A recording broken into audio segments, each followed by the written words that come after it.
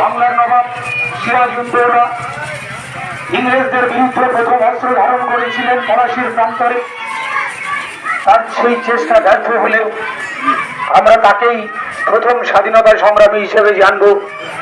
যে কারণেই হোক, আরো 5টি স্বাধীনতা সংগ্রামের মতন তার সংগ্রামটিও ব্যর্থ হলেও কিন্তু সেই ধারা চলতে থাকে।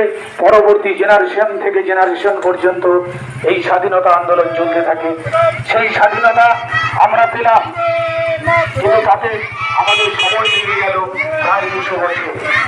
এই 200 বছরে ব্রিটিশ গোলামি, ব্রিটিশের পরাধীনতায় অনেক ভারত মায়ের সন্তানদের রক্ত ঝরে পড়েছিলেন ভারতের মাটিতে, এই পূর্ণভূমিতে।